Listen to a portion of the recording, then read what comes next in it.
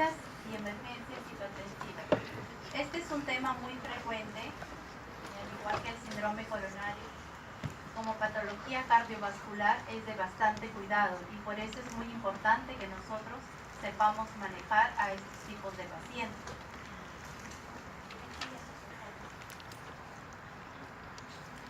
Sería ideal tener un buen control de la presión arterial.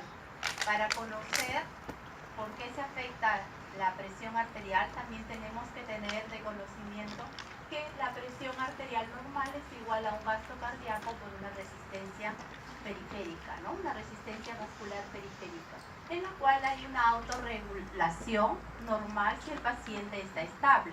Pero cuando hay pérdida de esta autorregulación, de este gasto cardíaco o de la resistencia vascular periférica, con un aumento, probablemente lo que vamos a tener es una hipertensión arterial. Muchas veces se habla de números de presiones arteriales para definir entre urgencia y emergencia hipertensiva. Si nosotros hacemos un recuento o revisamos algunas bibliografías atrás, vemos que conforme avanzan los años, según las sociedades y según las guías, han dejado algunos parámetros de hipertensión arterial, de crisis hipertensiva, ¿no? Ya tenemos ahí la Sociedad Catalana de Hipertensión Arterial, en aquella época lo manejaba como mayor o igual de 190 con 110, la Guía Europea de las Sociedades de Hipertensión Arterial y Cardiología mayor o igual de 180 con 120, y la Sociedad Española de Hipertensión Arterial mayor de 210 sobre 120. La que sigue, por favor. Entonces nosotros vemos que conforme pasa el tiempo, no hasta la actualidad, siempre van a haber variaciones de cifras. Lo importante es ahora conocer la siguiente, la nueva guía de la Asociación Americana del Corazón, donde nosotros estamos, ¿no? En la época actual. Una guía basada en evidencia, donde refiere que una crisis hipertensiva, ¿no?, por cifras es mayor de 180, ¿no?, milímetros de mercurio de presión arterial sistólica y mayor de 120 milímetros de mercurio de presión arterial diastólica. Pero obviamente nosotros tenemos que hacer una diferenciación muy importante. ¿Cuándo es una urgencia hipertensiva y cuándo es una emergencia hipertensiva? Sabemos que si es que hay daño de órgano blanco, nosotros estamos ante una emergencia hipertensiva, ¿no? Posteriormente vamos a ver las condiciones que me pueden indicar cómo bajar la presión en un paciente dependiendo el tipo de emergencia hipertensiva a la que estoy. Y hay tres que son muy importantes que ya ustedes tienen que ir almacenando, y son la disección aórtica, la preeclampsia severa o eclampsia y la crisis por feocromocitoma. ¿Me sigue, por favor? Entonces, sabiendo esto, ya desde la Journal 7, porque ya la Journal 8 dio modificaciones, pero básicamente a pacientes que estaban estables, ¿no?, nos dice que una crisis hipertensiva, ¿no?, es cuando hay un aumento agudo de la presión arterial que puede producir alteraciones estructurales o funcionales sobre los órganos diana. Presión arterial sistólica mayor de 180 milímetros de mercurio y la presión arterial diastólica mayor de 110 milímetros de mercurio. Pero el valor absoluto, y esto es muy importante, el valor absoluto puede no ser tan importante como la velocidad de aumento, debido a que nosotros tenemos pacientes con hipertensión arterial crónica, con hipertrofia ventricular izquierda severa, donde sus cifras de presión arterial van a ser generalmente un poco mayor, a diferencia de los pacientes, ¿no?, que generalmente son pacientes diagnosticados recientemente, ¿no?, con hipertensión arterial y hacen cifras bruscas elevadas de presión arterial, ¿no?, y en los que nosotros debemos tener mucho cuidado. ¿Sí sigue, por favor? Entonces, urgencia hipertensiva, ¿no?, es el ascenso de la presión arterial, la cual no se acompaña de lesión aguda sobre órganos diana. Puede el paciente estar asintomático o presentar algunos síntomas como cefalea, mareo, ansiedad. No compromete la vida de forma inmediata y nosotros, aun cuando venga emergencia, Podemos iniciar acá el tratamiento oral en el medio hospitalario, pero se tiene que terminar en el medio extrahospitalario y generalmente en 24 a 48 horas, ¿no? Más bien, nosotros no reconocer que solamente estamos ante una urgencia hipertensiva, más bien la reducción rápida de la presión arterial me puede causar daño, ¿no? Daño de hipoperfusión y me puede llevar a ciertas patologías, ¿no? Como una crisis asintomática idiopática o más bien una hipertensión acelerada maligna o una hipertensión pre y postoperatorio si fuera el caso, ¿no? Lo importante aquí es que nosotros en nuestra vida que hacemos, ¿no? A veces hacemos no solamente consultorios, sino procedimientos como ecocardiograma y prueba de esfuerzo, los cuales llegan pacientes con cardiopatía hipertensiva y muchas veces el técnico nos informa de que la paciente de repente está con presión arterial de 230 con 120, ¿no? Entonces hacemos pasar al paciente y lo primero que vamos a hacer es preguntarle si tiene síntomas o no. Algunos están asintomáticos, algunos nos refieren mareos o cefaleas y nuestra opción, si nosotros ya sabemos que solamente es una urgencia hipertensiva, ¿no?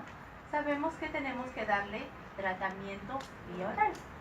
No debemos preocuparnos, sabemos que debemos disminuir la presión arterial gradualmente, ¿no? Y se tiene que completar en 24 o 48 horas. Porque ya sabemos que solamente estamos ante una urgencia hipertensiva y el procedimiento se puede realizar sin ningún problema. La que sigue, por favor. Entonces, ahora tenemos que saber lo que es una emergencia hipertensiva, ¿no? Es el ascenso de la presión arterial que se asocia a lesión aguda sobre órganos diarios. Los síntomas más frecuentes que tenemos son dolor torácico, disnea y déficit neurológico. Esto sí puede comprometer la vida de forma inminente. Acá el tratamiento es distinto. Tenemos que utilizar un tratamiento endovenoso y según la patología podemos empezarlo a disminuir en minutos y hasta horas. Nosotros vamos a ver que hay varios tipos de emergencias hipertensivas dentro de las cardiovasculares y las que ustedes muy bien ya conocen. Tenemos los síndromes coronarios agudos, la disección aórtica, que son de las más principales, y el edema agudo del pulmón, que muchos de ustedes ya como alumnos, internos, residentes o nosotros como asistentes vemos con frecuencia, ¿no? Entonces, esas son emergencias cardiovasculares, emergencias hipertensivas cardiovasculares. También tenemos los neurológicos, el ictus en su fase isquémica, la fase, el ACV hemorrágico también en su fase aguda, la encefalopatía hipertensiva, tenemos la preeclampsia, tenemos la hipertensión arterial maligna, las crisis de feocromocitoma, una insuficiencia renal aguda también, que puede ser causada por una crisis hipertensiva. Entonces, la que sigue, por favor. Nosotros tenemos que tener cuidado en reducir las cifras de la presión arterial. En este caso tiene que ser de forma gradual, el 20% en un periodo de 24 a 48 horas. Lo ideal es conseguir una presión arterial diastólica en torno a 100 a 105 milímetros de mercurio. Pero hay ciertas patologías, como les comenté en algún primer momento, que si bien es cierto, en el caso de la emergencia hipertensiva nos dicen de que podemos reducir hasta 20 a 25% en los primeros minutos y horas, en un paciente con disección de aórtica se nos pide reducir la presión arterial lo más pronto posible, en minutos. Y en este caso sí tenemos que conseguir una presión arterial sistólica menor de 120. Eso es muy importante, con una frecuencia cardíaca que esté alrededor de los 60 latidos por minuto, porque así evitamos el estrés de la pared aórtica, porque se está disecando, se está rompiendo esa aorta. Mientras menos presión, es menos posibilidades que se rompa. Esta enfermedad, ¿no?, que tiene una mortalidad alta. Se dice de que es muy frecuente en ancianos, pero yo creo que la última vez que roté con una residente de nefro vimos, ¿no? Con el doctor Vela vimos una disección de aorta en un paciente de 50 años, ¿no? Hipertenso. El paciente obviamente era para UCI y referencia. Lamentablemente el paciente a los 2-3 días murió. Entonces, hay ciertas patologías que si nosotros cuidamos, si nosotros sabemos manejar y si hacemos lo mejor por el paciente a tiempo, tal vez la evolución sea favorable. Es por eso que tenemos que tener mucho cuidado ante este tipo de patología. Entonces, sin embargo, en el caso de las pacientes con preeclampsia severa,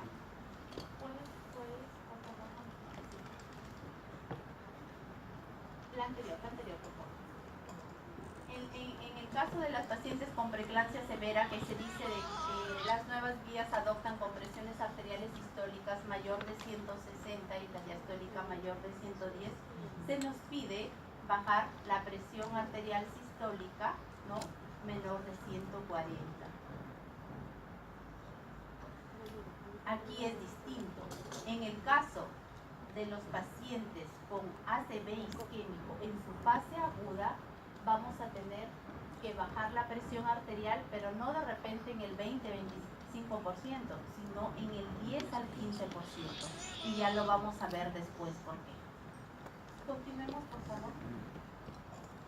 Entonces, para terminar, porque se nos pide de terapéutica ante una urgencia hipertensiva, ¿no? Que ustedes tengan un paciente que llega con presiones arteriales, ¿no?, ya definidas, nosotros tenemos que dar un tratamiento, ¿no? Sabemos que es oral porque es una urgencia hipertensiva, no hay lesión de órgano diana, entonces podemos empezar con el medicamento que nosotros tenemos a la mano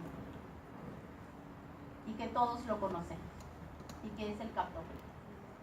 El captopril 25 miligramos vía oral. Yo espero que haga su tiempo de acción, ¿no?, su efecto del medicamento, que son 25 a 30 minutos, y vuelvo a tomar la presión arterial de mi paciente.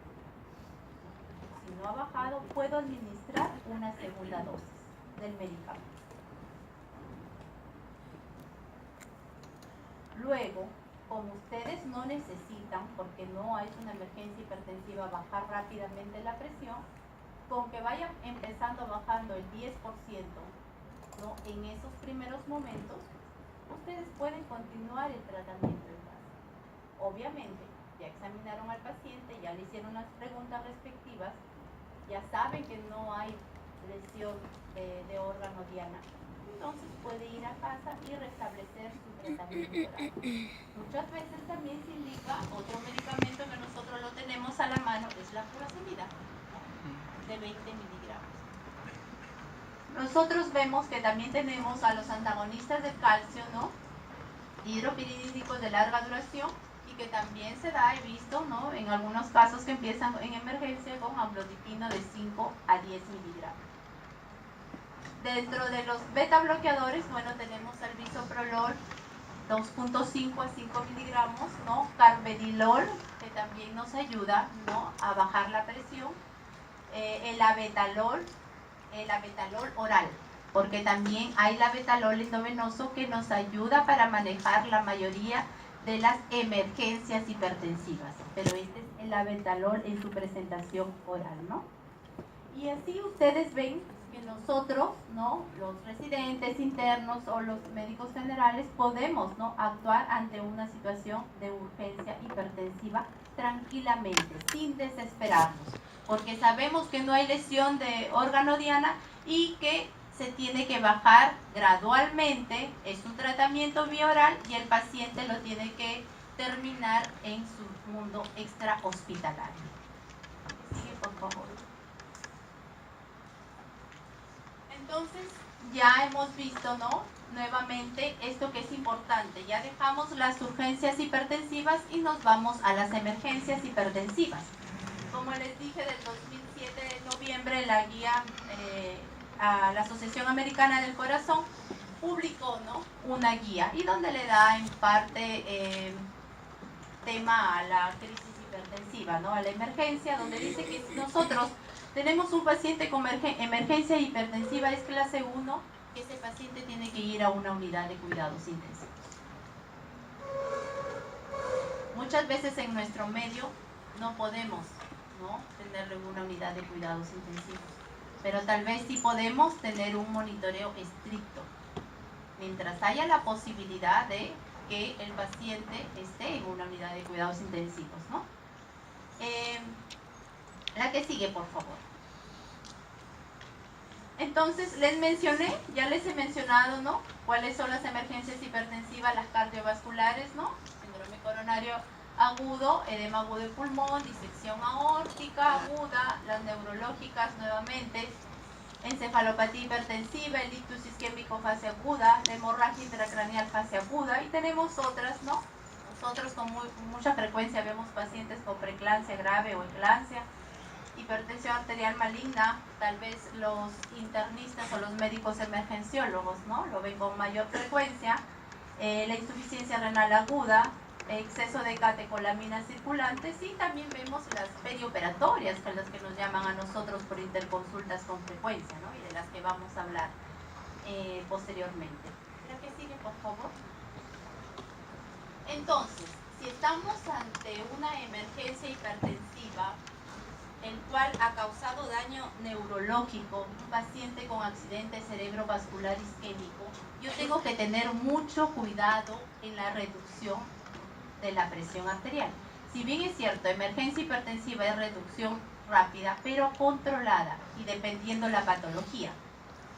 La presión arterial aquí más bien podría ser reducida de forma exagerada hasta comprometer el flujo sanguíneo cerebral.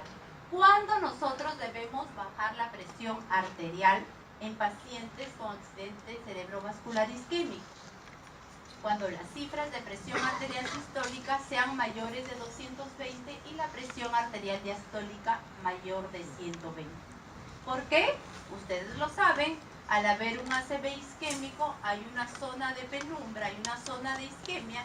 Nosotros necesitamos tener una buena presión arterial media para tener una buena presión de perfusión cerebral. Debido a la presión de perfusión cerebral es igual a la presión arterial media menos la presión intracraneana. Si hay aumento de la presión intracraneana, pues tenemos que tener una regular presión arterial media para mantener una presión de perfusión cerebral que generalmente se pide que sea mayor de 60 milímetros de mercurio. Entonces, solo hay una situación en la que me permite mantener la presión arterial sistólica o tratarla cuando esté en 180 con 105, ¿no?, en esas cifras o menos, siempre y cuando ahí le empiezo a tratar, en el caso de ACV isquémico, cuando el paciente se va a fibrinolizar. ¿Por qué? Porque ahí sí hay riesgo de sangrado, mayor presión, riesgo de sangrado. Solo si el paciente va a entrar a fibrinolisis en un paciente con un ACV isquémico, perfecto, yo tengo que mantener cifras de presiones arteriales menores de 180 con 105. Solo en ese caso. Anteriormente las guías del ACV isquémico, y creo que en algún momento nos reunimos con los neurólogos, el tiempo de fibrinolisis era hasta 3 horas, ¿no? Me parece que ya lo han ampliado hasta 4.5 horas, ¿no?, en la última. Entonces, eso es importante conocer. ¿Cómo bajar las cifras de presión? Dependiendo el tipo de emergencia hipertensiva. ¿Qué tratamiento podemos utilizar? El abetalol, el enalapril endovenoso, ¿no?, que lo tenemos, y el nitroprusiato, ¿no? El nitroprusiato con mucho cuidado de la uremia y de los problemas de los tiocianatos, ¿no? Eso es muy importante. Saber cuándo bajar la presión arterial en un paciente con ACV isquémico. La que sigue, por favor. Y en el accidente cerebrovascular hemorrágico, obviamente sabemos que la elevación de la presión arterial puede aumentar el sangrado. Entonces, anteriormente la guía decía que se inicia el tratamiento con cifras de presión arterial sistólica mayores a 170. En las actuales, ¿no? Dice, en las más recientes, mayor de 180 con 105, ¿no? Cuando generalmente la presión arterial media está en 130 con 150.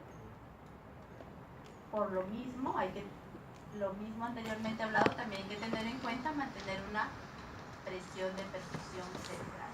Entonces, con esta cifra recién empezamos a bajar, ¿no? O a descender la presión arterial. El tratamiento indicado nuevamente es la betalol. Bueno, en otros países cuenta con nicardipino, ¿no? A nosotros hicimos el pedido de la betalol. Se dice que va a llegar en enero, ojalá. Que tenemos esa esperanza, por lo menos, de tener el betalol venoso, ¿no? Que es muy importante, ¿no? Que se utiliza en la mayoría de emergencias hipertensivas. La que sigue, por favor. Las encefalopatías hipertensivas, ¿no? También los clínicos que están en emergencia, ¿no? Los emergenciólogos ven con mucha frecuencia, ¿no? Cifras elevadas de presión arterial más clínica neurológica aguda o aguda, ¿no? Puede haber cefalea, náuseas, vómitos, edema de papila, el síndrome confusional y alteración del nivel de conciencia. Otra vez, los medicamentos a utilizar, y según lo que se nos pide como objetivo, es lograr que la presión arterial diastólica esté entre 100 a 105 milímetros de mercurio, pero en un tiempo razonable de 2 a 6 horas, ¿no? Otra vez el medicamento, la betalol, podemos utilizar igualmente el nitroprusiato con unos cuidados adecuados. Y bueno, al que sí, ¿no? Que es uno de los más temidos, la disección aórtica aguda, ¿no? Paciente que viene con dolor torácico, transfixiante, más una crisis hipertensiva, ¿no? Como ahí en la diapositiva se dice ancianos de larga evolución de tratamiento con hipertensión, pero ahora nosotros vemos en pacientes más jóvenes, ¿no? Tenemos un objetivo importante, lograr que la presión arterial sistólica sea menor de 120 milímetros de mercurio y en minutos. Eso es muy importante. Y tener una frecuencia cardíaca alrededor de 60 latidos por minuto. Algunos pacientes, dependiendo la altura o nivel de la disección aórtica, inclusive han estado todavía un mes por consultorio externo, ¿no? Esperando una referencia, ¿no? ¿Y con qué han estado? Con atenolol. Con atenolol muchas veces han estado todavía esperando y han logrado por lo menos una presión arterial sistólica de 120, pero la frecuencia cardíaca bajaba muchas veces, más de lo esperado, ¿no? A 40, 45 latidos por minuto, ¿no? Si bien es cierto, uno de los tratamientos importantes para la disección aórtica en los beta bloqueadores, ¿no? El abetalol, el esmolol, el metoprolol son beta bloqueadores, ¿no? Que nos ayudan muy bien a controlarla, pero también hay que monitorizar la frecuencia cardíaca, eso es muy importante.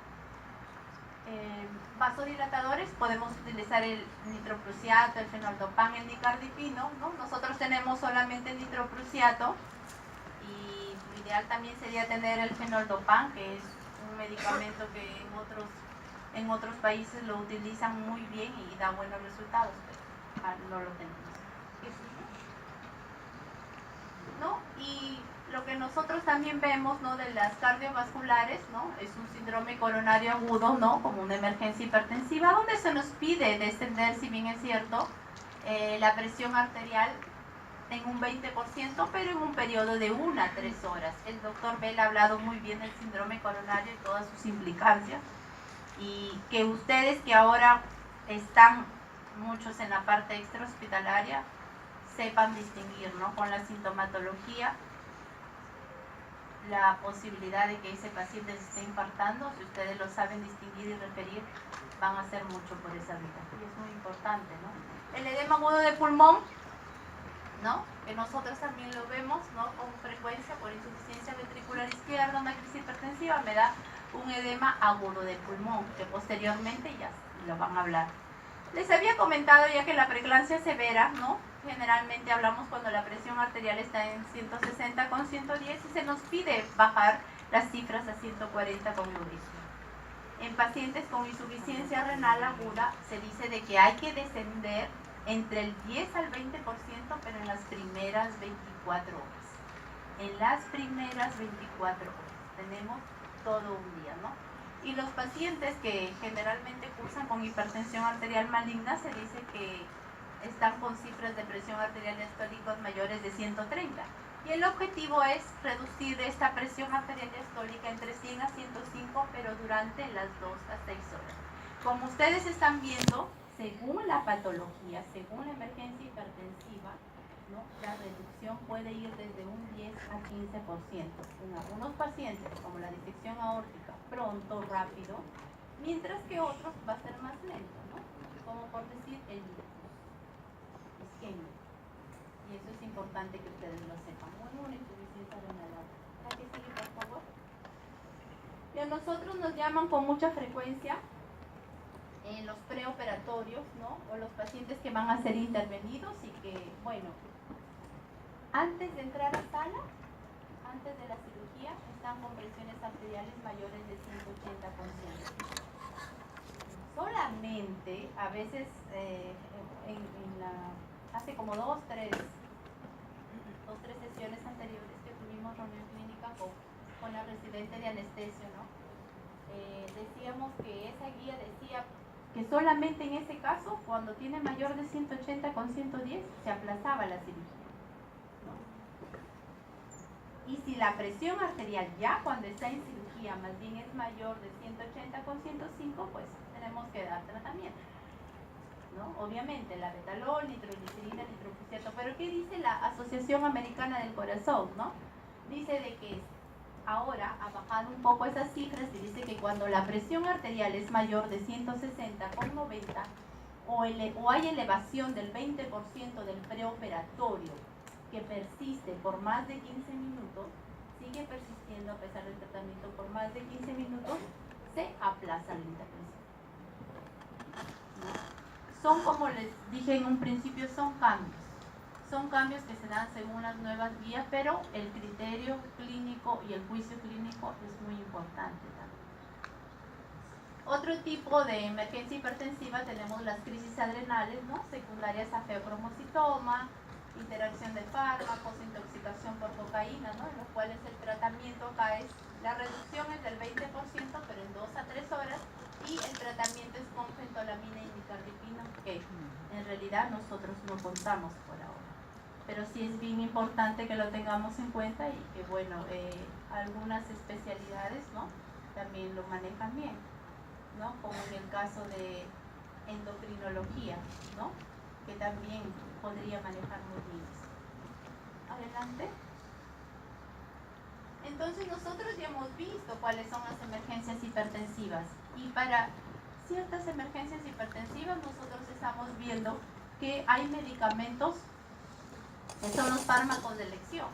Y ustedes ven que la betalol y nitroprusiato generalmente están en la mayoría de las emergencias hipertensivas. No está acá, a ver, insuficiencia renal aparte de la betalol, nicardipino o nitroprusiato sódico. En otros países se dice que el penololpam es el medicamento de elección, porque ellos con ese medicamento se mejora la diuresis, la natriuresis, cuida el filtrado glomerular, ¿no? Entonces para ellos en esos países es el tratamiento de elección porque les va muy bien. Lo que nosotros tenemos para algunos, felizmente que para los cardiovasculares por lo menos, ¿no?, contamos con la nitroglicerina, tenemos la furosemida y tenemos el nitroprusiato, ¿no? He preguntado en farmacia, bueno, por lo menos todavía hay stocks, ¿no? Ojalá que con el tiempo podamos tener realmente la betalol, que es muy importante. A ver, la que sigue. Bueno, acá solamente es para recordar, ¿no?, la administración, las dosis con que podemos empezar el medicamento, ¿no? En el caso del nitroprusiato sódico, 0.25 a 10 microgramos kilo por minuto en perfusión continua. El inicio de acción obviamente es instantáneo, dura menos de 2 minutos, ¿no? Por eso necesita un monitoreo estricto mediante la perfusión, ¿no?, continua. indicaciones, como ustedes lo ven, en la mayoría de emergencias hipertensivas, tiene también sus contraindicaciones, ¿no? La nitroglicerina, ustedes que lo utilizan con mucha frecuencia, podemos empezar con 5 así, en el caso de los microgramos por minuto, también en perfusión continua. El abetalol, aquí en forma endovenoso, se dice que se puede aplicar en bolos de 20 miligramos por minuto cada 10 minutos, hasta lograr dosis máximas de 80 miligramos. Enalapril, bueno, enalapril realmente solamente una vez lo utilicé acá en un paciente, en un perioperatorio, ¿no? Pero particular. Se compró, hay enalapril en forma ambulatoria, lo venden acá particular, ¿no? Y si lo podemos utilizar en bolo de 1.25 a 5 miligramos, ¿no? Cada 4 a 6 horas. Entonces, furosemida tenemos, gracias a Dios, ¿no?